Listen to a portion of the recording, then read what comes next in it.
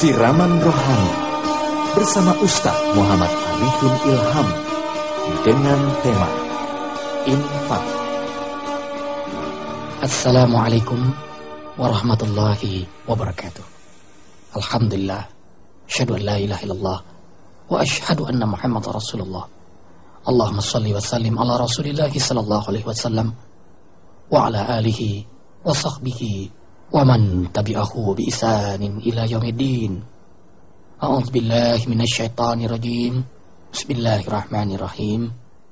Wa ma anfaqtu min syai'in fa huwa yukhlifuhu wa huwa khairur raziqin. Shadaqallahul azim wa shadaqa Rasulullah sallallahu alaihi wasallam. Tiada sikap yang lebih baik dan mulia sebagai hamba Allah yang bertauhid kecuali langkah takwa menyertai kita dimanapun, kapanpun, dan insya Allah dalam kondisi bagaimanapun. Salawat dan salam selalu kita limpahkan bagi hamba pilihan Allah, Rasulullah sallallahu alaihi wasallam. Tema infak sebagai pintu rezeki. Rasulullah sallallahu alaihi wasallam bersabda, "Istanzilur rizqa bis sadaqati." Hendaklah kalian mencari rezeki dengan bersedekah. Sekilas hadis ini membingungkan. Betapa tidak? Bagaimana mungkin dengan sedekah akan mendapatkan rezeki?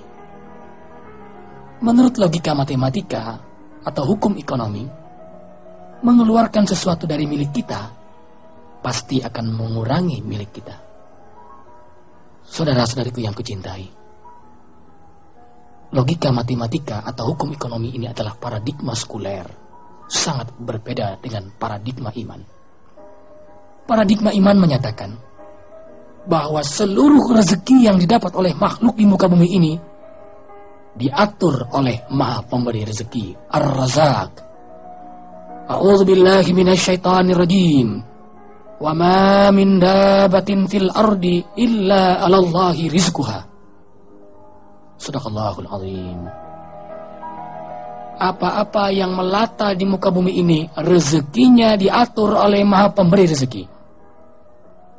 Tidak usahlah kita makhluk yang sempurna ini, semut saja yang berada di rumah kita mungkin jumlahnya tidak lagi triliun, bahkan billion. Tetapi rezekinya diatur, dibagi oleh Allah. Apatah lagi kita makhluk yang sempurna ini, fi ahsani taqwim. Maka kesadaran iman menyatakan bahwa rezekiku dari Maha Pemberi rezeki sebagai rasa terima kasih, rasa bersyukur setelah menerima, maka kita akan mengasihi, memberikannya di jalan Allah. Dengan memberikan di jalan Allah, Allah tegas menyatakan, la azidannakum, pasti ku tambah rezekiku untukmu. Berarti kita tambah dipercaya oleh Allah. Karena rezeki yang pertama yang dipercaya oleh Allah telah kita berikan, maka kepercayaan itu akan bertambah kembali. Berarti rezeki kita akan bertambah. Yang kedua, justru dengan sedekah kita akan mendapatkan rezeki. Semakin sering sedekah, semakin banyak rezeki yang kita dapat. Semakin banyak bersedekah, maka semakin banyak pula rezeki yang kita dapat. Nampaknya rezeki itu ada pintunya. Dan pintu itu hanya terbuka dengan sedekah. Semakin sering bersedekah, semakin sering terbuka. Semakin banyak bersedekah, semakin lebar terbuka pintu rezeki itu. Kemudian yang ketiga, jangan lupa saudara-saudaraku, rezeki bukan hanya duit. Boleh jadi orang dapat duit, tapi tidak dapat rezeki. Atau dia tidak dapat duit, tapi justru ia dapat rezeki. Atau ia keluarkan duit, malah ia dapat rezeki. Bohong, menipu, korupsi, itu mendapat duit tapi tidak mendapat rezeki. Mungkin karena ia jujur, konsisten dengan pendapatnya, dengan sikapnya, untuk tidak menerima sogokan, dia tidak mendapatkan duit, tapi dia mendapatkan rezeki. Boleh jadi ia keluarkan uangnya di jalan Allah, itu mengurangi duitnya, tapi justru ia memperoleh rezeki. Lalu apa itu rezeki? Rezeki adalah ketenangan, kedamaian. Rezeki adalah keluarga sakinah. Rezeki adalah anak saleh, suami saleh, istri salehah. Rezeki adalah teman yang baik, bekerja yang baik, tenang, damai. Husnul khatimah adalah rezeki. Kalau bisa dibayar, dibayar husnul khatimah. Tapi 1000 kali sayang, husnul khatimah tidak dapat dibayar dengan apapun. Dan itu adalah rezeki. Dan klimaknya rezeki, wa yarzuqhu min haitsu la yahtasib. Tanpa pernah kita dengar, tanpa pernah kita lihat, tanpa pernah kita duga, tanpa pernah kita rasakan, itu adalah surga. Dan itu adalah titik kulminasi dari rezeki. Dan tentu banyak sekali dari firman-firman Allah yang menyatakan dengan infak kita akan mendapatkan rezeki. Dalam surah At-Taubah ayat 99, Allah Subhanahu wa taala berfirman, A'udzu billahi minasyaitonir rajim. Ma yunfiku qurbatin 'indallah. Apa-apapun yang kau infakkan mendekatkan dirimu kepada Allah. Allah Maha Pemberi rezeki, Ar-Razzaq. Allah Maha Kaya, Al-Ghani. Dengan bersedekah berarti kita dekat dengan Maha Kaya dan Maha Pemberi rezeki. Maka rezeki kita, kekayaan kita akan dijamin oleh Maha Kaya dan Maha Pemberi rezeki. Berarti semakin bakhil kita, semakin jauh dengan rezeki dan jauh dari nilai hakiki kekayaan yang sebenarnya. Yang kedua, surah Al-Baqarah ayat 261. A'udzu billahi minasyaitonir rajim. Masalul ladzina yunfiquna amwalahum fi sabilillah kamasali habbatin ambatat sab'a sanabila fi kulli sumbulatin mi'atu habbah. Wallahu yudha'ifu liman yasha. Wallahu wasi'un alim. Shadaqallahul azim. Perumpamaan hamba-hamba Allah yang berinfak di jalan Allah bagaikan menanam satu benih, menumbuhkan 7 butir, dan setiap butir menumbuhkan 100 biji. Allah melipat gandakan dengan segala kehendaknya. Maha luas rezeki Allah, lagi maha mengetahui. Satu benih menumbuhkan 7 butir, dan setiap butir memiliki 100 biji. Berarti 1 kali 7, 7 kali 100, 700. Minimal 700 kali lipat bagi siapapun yang berinfak di jalan Allah. Allahu Akbar. Ingat, minimal 700 kali lipat. Kenapa disebut minimal? Pertama, analoginya adalah analogi tanaman tumbuhan. Kalau diibaratkan satu pohon memiliki 7 cabang dan setiap cabang memiliki 100 ranting, bisa dibayangkan. Kalau rantingnya saja 100, berapa banyak daun-daunnya? Lalu berapa banyak buahnya, berapa banyak bunganya? Kemudian menjadi bibit lagi, terus berkembang, terus berkembang. Tentu dengan catatan, yang ditanam adalah bibit unggul. Artinya, rezeki yang paling halal. Yang kita infakkan itu adalah pencaharian kita yang halal. Itu adalah bibit unggul. Kemudian yang kedua, kita tanam pada tempat yang paling subur. Artinya yang paling berhak menerimanya. Yang pertama dari keluarga kita yang fakir miskin, bahkan boleh jadi memusuhi kita. Dengan sedekah kepada keluarga kita akan tumbuh nilai sedekah itu berupa silaturahmi yang tambah utuh, tambah erat. Kedua, kepada orang yang bekerja kepada kita, maaf, pembantu rumah tangga. Sekali lagi maaf, kata pembantu amatlah kasar. Mereka yang bekerja kepada kita, berikan infak kepada mereka. Itu pun kita dapat 2 nilai. Nilai sedekah dan nilai silaturahmi. Ia pun tambah dekat kepada kita. Kemudian kepada tetangga kita yang miskin, fakir. Kemudian kepada, boleh jadi kepada ahli ibadah, orang alim, guru kita. Tapi mereka masih miskin.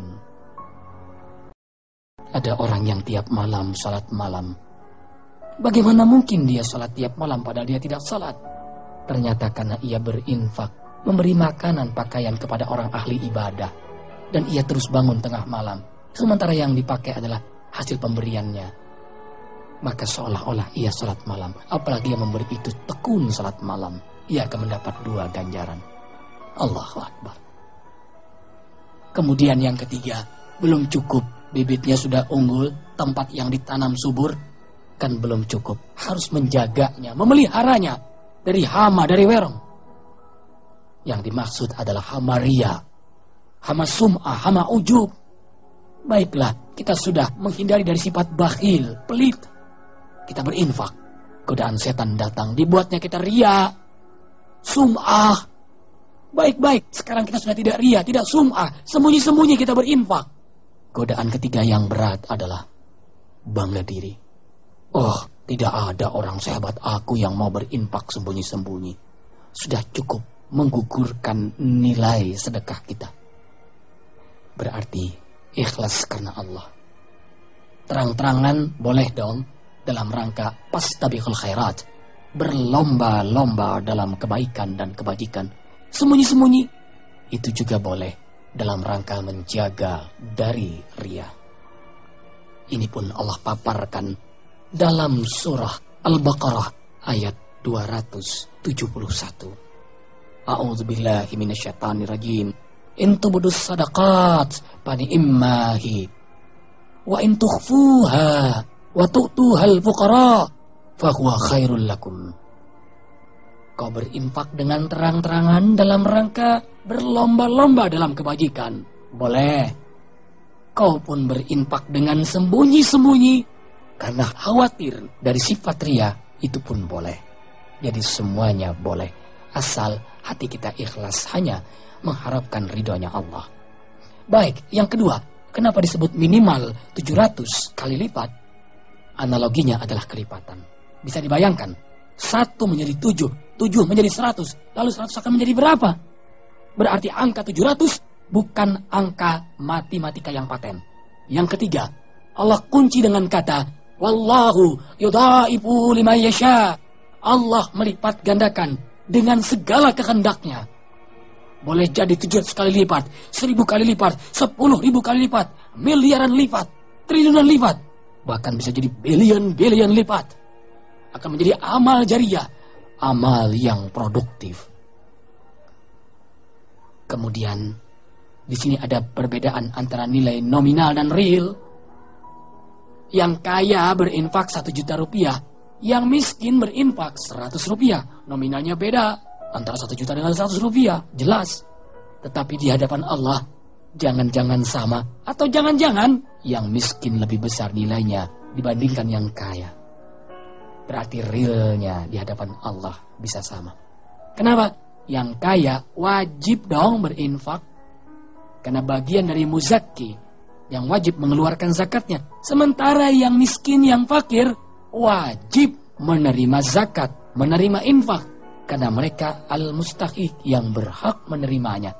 Entah mau mengeluarkan infaknya, maka nilainya surplus. Kemudian kenapa disebut minimal?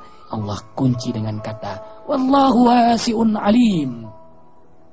Maha luas rezeki Allah, lagi maha mengetahui. Ada pesan yang tersirat. Hai hambaku, jangan khawatir, akan keluaskan rezekimu. Dan aku maha mengetahui. Artinya, sekecil apapun aku tahu kok. So, don't worry. Allah maha tahu atas apa yang kita lakukan. Dan Allah juga tahu kemampuan kita. Karena itu berbuatlah sesuai dengan batas minimal maksimal kemampuan kita.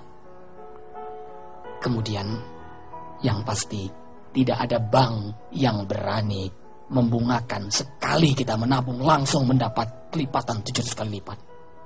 Kalau dihitung dengan persentasi, 700 kali 100 sama dengan 70.000%. Ada bank yang berani melipat gandakan 70.000%. Kecuali banknya Allah. Tidak ada alasan lagi bagi kita untuk bakhil berinfak di jalannya. Kecuali karena kebodohan kita. Baik, yang ketiga. Surah Saba ayat 39. A'udzubillahi minasyaitonir rajim. Wa ma anfaqtum min syai'in fahuwa yukhlifuhu wa huwa khairur raziqin. Apa-apapun yang kau infakkan di jalanku, berarti kau beriman kepadaku, maka aku akan mengganti rezekimu. Sekali lagi, apa-apapun yang kau infakkan, berarti kau beriman kepadaku sebagai pengganti rezekimu. Tidak ada yang hilang, nothing to lose. Semua pasti Allah ganti. Tidak ada yang rugi, bahkan untung. Malah dalam ayat lain Allah dengan istilah meminjam. Man dzalladzi yuqridullahu qardan hasana fayudha'ifahu lahu wa lahu ajrun karim. Adakah di antara hamba-hambaku yang meminjamkan hartanya, pasti aku bayar. Bayangkan Allah menggunakan kata istilah meminjam. Allah ambil pun dengan paksa bisa. Sekali lagi saudaraku, tidak ada yang hilang. Pasti Allah ganti.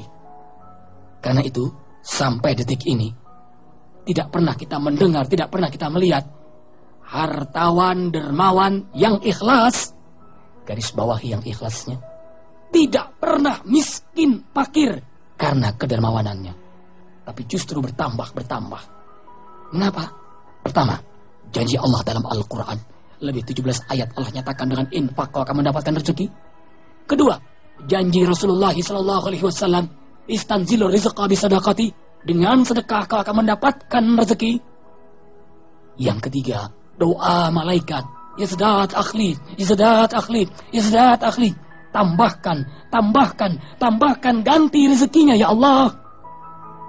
Bahkan dalam doa lain malaikat berdoa, Allahumma a'ti munfikan khalafan, ya Allah segera gantilah rezeki orang yang berinfak itu.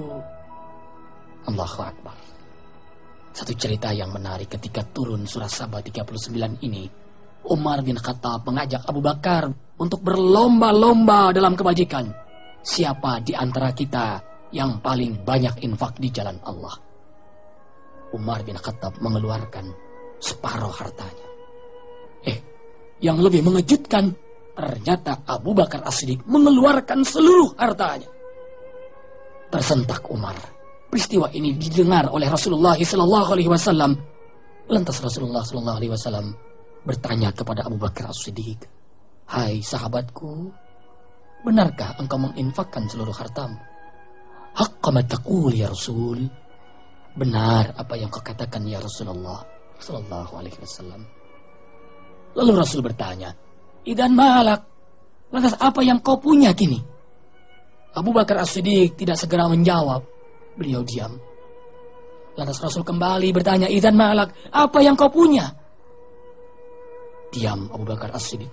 Untuk kesekian kalinya Rasulullah dengan menyentak bertanya, idan malak, apa yang kau punya? Abu Bakar As-Siddiq menangis seraya menjawab, Allah wa anta ya Rasulullah SAW. Sekarang yang aku punya hanya Allah dan engkau ya Rasul. Rasulullah SAW pun menangis, kemudian memeluk Abu Bakar As-Siddiq seraya berkata, anta ma'i fil jannah, engkau kelak bersamaku di surga hai Abu Bakar. Allahu Akbar, subhanallah. Kata-kata Allah yang punya, itulah yang menjadi paradigma orang-orang beriman. Dan itu pula yang membedakan dengan paradigma orang-orang sekuler. Orang-orang beriman menyatakan lillah, semuanya milik Allah. Berarti tadinya kita ini tiadakan, lalu diadakan oleh Maha Ada, dan kita akan kembali tiada. Hanya waktu. Tadinya nggak punya apa-apa, lalu sekarang punya apa-apa. Lalu berapa yang Allah minta?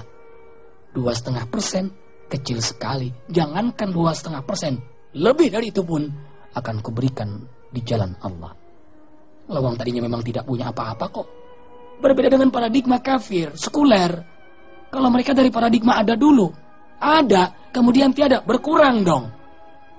Jangankan 2,5%, 0,1% saja sudah berkurang. Bukankah 1 juta dikurangi 1 rupiah bukan lagi bernilai 1 juta? Berkurang dong. Ini logika bakhil, logika sekuler, logika kafir, alias logika setan. Karena setan dinyatakan dalam Al-Quran, ya'idukumul faqra, membisikkan kepakiran jika engkau berinfak di jalan Allah. Maka orang-orang bakhil adalah teman-teman setan. Na'udzubillahi min dzalik. Karena itu, mereka yang mengucapkan Alhamdulillah, bersyukur kepada Allah, menyadari bahwa semua yang ia miliki adalah amanah dari Allah. Berarti Islam tidak mengajarkan sense of belonging, rasa berkuasa, rasa memiliki jabatan, rasa memiliki harta, rasa memiliki. Tidak ada. Yang ada adalah sense to be entrusted, perasaan diamanati, perasaan dipercaya. Beruntung dong, bersyukur. Alhamdulillah. Bersyukur itu karena nikmat. Ternyata syukur itu nikmat. Akhirnya bersyukur lagi. Nikmat lagi, syukur lagi, nikmat lagi, syukur lagi, nikmat lagi, syukur lagi, nikmat lagi. Syukur terus. Maka nikmat itu pun akan terus. Baik, saudara-saudaraku, kita lanjutkan keutamaan infak berikutnya. Lihat dalam surah At-Taubah ayat 98. Alaihim dairatus saw. Dengan infak akan menolak bala. Kalaupun bala terjadi, justru untuk mengangkat diri kita, diri yang berinfak, pada stadium atau makom yang lebih tinggi. Minimal, ia akan menemukan jalan keluar dari masalah-masalah yang ia hadapi. Rasulullah SAW bersabda, as-sadaqatu tadfa'ul bala wa tutawwilul umur. Sedekah itu menolak bala dan memperpanjang umur. Bala, macam-macam bala. Dari atas panas berkepanjangan, hujan yang terus turun tanpa henti. Bala dari bawah, bencana alam, banjir. Bala dari samping, perampokan, maling, dan sebagainya. Macam-macam bala. Ternyata bala itu semua dapat dihentikan dengan infak. Infak penolak bala. Tapi kalau sudah bala terjadi, tentu lebih besar dari nilai infak kita. Berapa jumlah kerugian, berapa jumlah korban. Ya Allah, ternyata gampang kan? Semuanya dapat dihindari dengan infak. Maka bodohlah orang yang tidak mau berinfak. Berarti dia mengundang bala datang pada dirinya. Kemudian keutamaan berikutnya. Dengan infak akan membuat yang panah menjadi kekal. Kita punya uang 1.000 rupiah, kita infakkan di jalan Allah 100 rupiah. Yang punya kita bukan 900 rupiah, tapi 100 rupiah yang kita infakkan itu. Karena itu akan bernilai menjadi amal dan insya Allah jariyah. Rasulullah SAW bersabda, idza mata ibnu Adam inqata'a anhu amaluhu illa min salas, sadaqah jariyah aw ilm yantafa'u bih aw walad saleh yad'u lah. Bila Bani Adam itu wafat, putuslah amal kecuali 3. Yang pertama, sedekah jariyah. Yang kedua, ilmu yang bermanfaat. Yang ketiga, anaknya sendiri dan anaknya itu saleh. Dan karena kesolehannya, ia mendoakan kedua orang tuanya. Allahu Akbar. Yang fana menjadi kekal. Ini kesempatan yang mahal. Bukankah kehidupan dunia ini fana? Dan kita akan menuju kehidupan akhirat yang kekal. Wa inna daral akhirah lahiyal hayawan. Kehidupan akhirat itulah sebenar-benarnya kehidupan. Hidup bukan untuk mati, Tuhan. Tapi mati itulah untuk hidup. Orientasi orang beriman, akhirat. Tanpa melupakan dunia. Dunia untuk mengumpulkan harta sebanyak-banyaknya dalam rangka kebahagiaan hidup kelak di akhirat. Dengan cara ia infakkan di jalan Allah. Zilul mu'min yaumul qiyamah sadaqatuh. Perlindungan orang-orang beriman di hari kiamat, tameng bentengnya dari siksa neraka adalah sedekah. Demikian sabda Rasulullah SAW. Kemudian sedekah itu menanamkan semangat silaturahmi, saling sayang, saling mengasihi. As-sadaqatu babu silaturahmi au babul ukhwah. Sedekah itu adalah pintu silaturahmi, pintu persaudaraan. Membuat lawan menjadi kawan, membuat musuh menjadi saudara, bahkan membuat mereka yang benci menjadi cinta. Ini pun Allah nyatakan dalam surah Al-Baqarah ayat 274. A'udzubillahi minasyaitonirrajim. Alladzina yunfiquna amwalahum bil-laili wan-nahar sirran wa 'alaniyah walahum ajruhum 'inda rabbihim wala khaufun 'alaihim wala hum yahzanun. Mereka-mereka yang berinfak di jalan Allah baik saat malam maupun siang, dalam keadaan terang-terangan atau sembunyi-sembunyi, bagi mereka mendapat ganjaran di sisi Allah. Tidak perlu takut apa yang akan terjadi dan tidak perlu bersedih apa yang telah terjadi. Akan tercipta ketenangan, kedamaian. Bukankah mereka-mereka yang miskin kadang-kadang dimiskinkan? Mereka-mereka yang susah disusahkan? Akhirnya karena mereka susah, mereka miskin, melahirkan sifat-sifat zalim, merampok, mencuri, maling. Dengan sedekah, dengan infak akan tercipta keseimbangan itu. Maka akan amanlah mereka-mereka yang berharta, karena mereka menginfakkan sebagian hartanya kepada mereka-mereka yang papa, sehingga yang papa pun dapat hidup dan akan menyayangi mereka yang berinfak. Akan tercipta kedamaian antara mereka. Dan yang terakhir, sungguh saudara-saudaraku, ayat-ayat infak sebagai pintu rezeki ini akan amat menguntungkan dan mengistimewakan bagi mereka-mereka yang punya, mereka yang berharta. Lantas bagaimana dong bagi mereka yang tidak punya untuk mendapatkan rezeki itu? Saudara-saudariku yang kucintai, Allah Maha tahu keinginan-keinginan mereka yang papa. Ternyata terbuka pula pintu bagi mereka yang papa untuk berinfak mendapatkan rezeki. Tentu infaknya tidak berbentuk materi. Lihat dalam surah Al-Baqarah ayat 263. A'udzubillahi minasyaitonirrajim. Qaulun ma'ruf wa maghfiratum khairum min shadaqati yatba'uha adha. Wallahu ghaniyyun halim.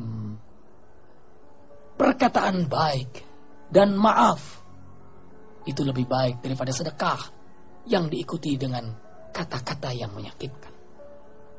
Allah Maha Kaya lagi Maha Lembut. Berarti perkataan baik itu juga sedekah. Kullu qaulin wa amali ma'ruf sedekah. Demikian sabda Rasulullah SAW. Segala perkataan perbuatan baik adalah sedekah.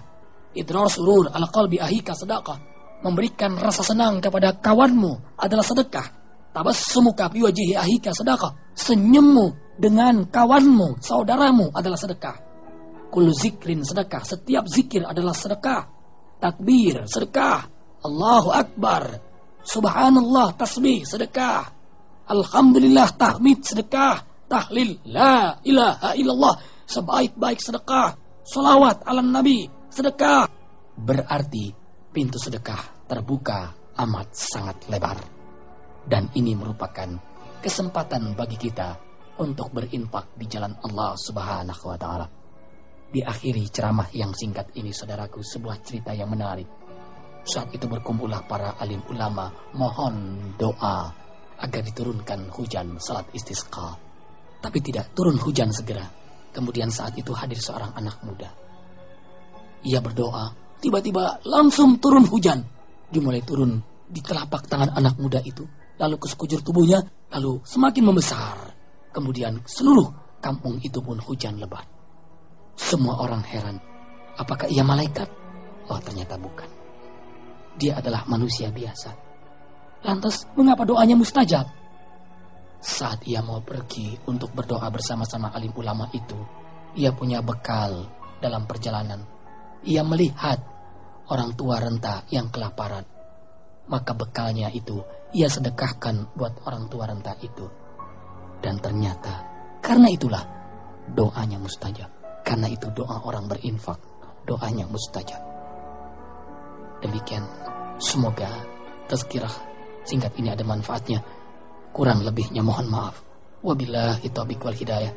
Wassalamualaikum warahmatullahi wabarakatuh.